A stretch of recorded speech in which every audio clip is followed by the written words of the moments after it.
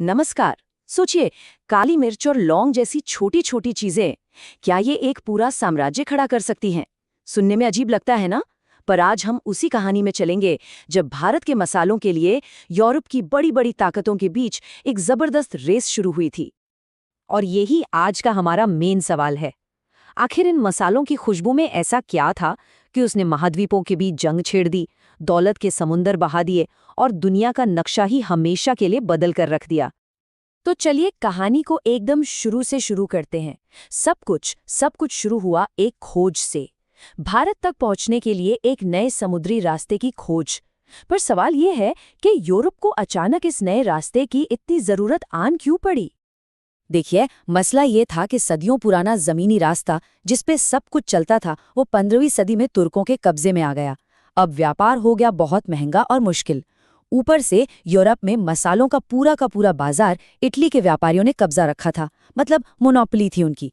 बाकी देश इस मोनोपोली को तोड़ना चाहते थे और ठीक इसी टाइम पर कंपास जैसी नई टेक्नोलॉजी आ गई जिसने समंदर में दूर तक जाने का हौसला दे दिया। बस इन सब वजहों ने मिलकर एक ऐसी रेस शुरू कर दी जिसमें हर कोई नंबर 1 बनना चाहता था। और जानते हैं, इस रेस में सबसे पहले बाजी किसने मारी? पुर्तगाल ने। उन्होंने वो कर दिखाया जो बाकी यूरोप सिर्फ सोचता रह गया, और देखते ही देखते इस होड़ में वो सबसे आगे निकल गए। लेकिन सवाल ये है कि इन जानलेवा समुद्री सफर के पीछे की असली वजह क्या थी? क्या चीज थी जो उन्हें खींच रही थी? सिर्फ एक जवाब है: पैसा, बेहिसाब पैसा। और हम यहाँ छोटे मोटे मुनाफे की बात नहीं कर रहे हैं, हम बात कर रहे हैं इतनी दौलत की जिसके लिए कोई भी देश अपनी जान दांव पर लगा दे। इस नंबर को जरा ध्यान से देखिए, 60 गुना।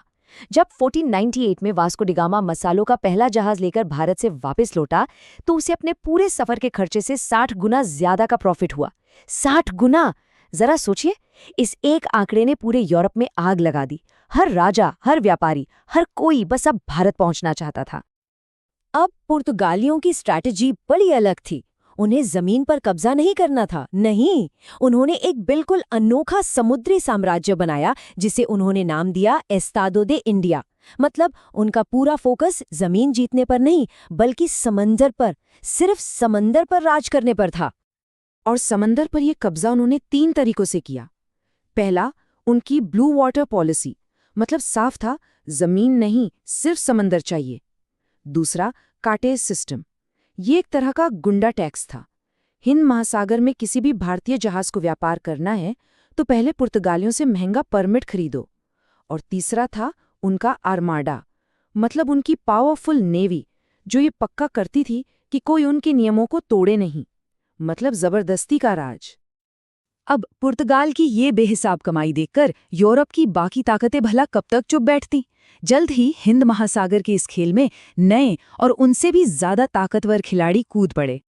ये टाइमलाइन देखिए, ये दिखाती है कि कैसे अगले करीब 150 सालों में हिंद महासागर एक तरह का बैटल ग्राउंड बन गया।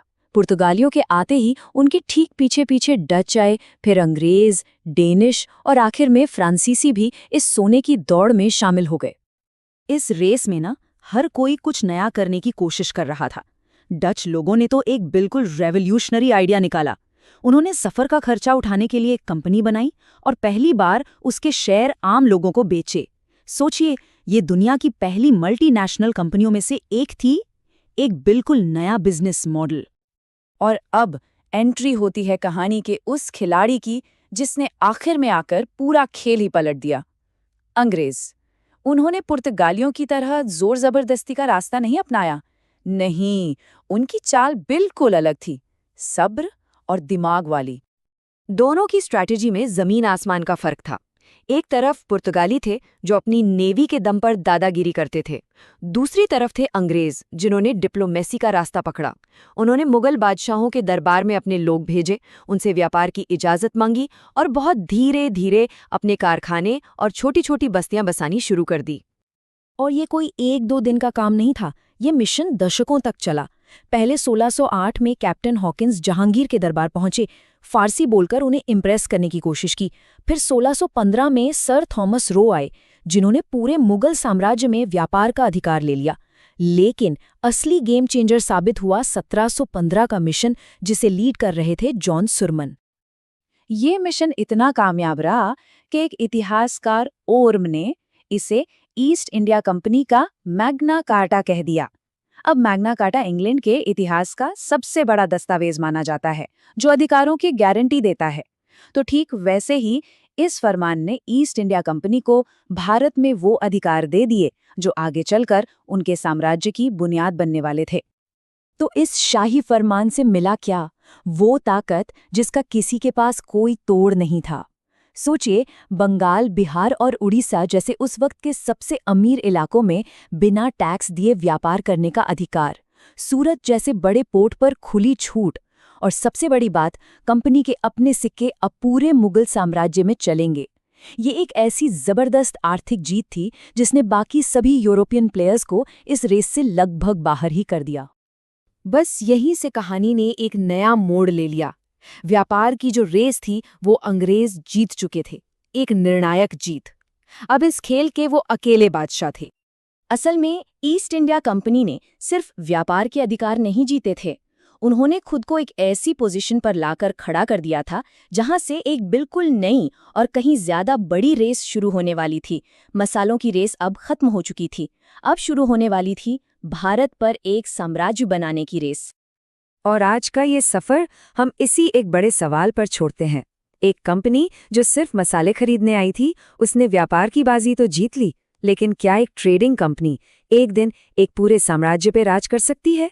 ये इस कहानी का अगला और शायद सबसे दिलचस्प चैप्टर है।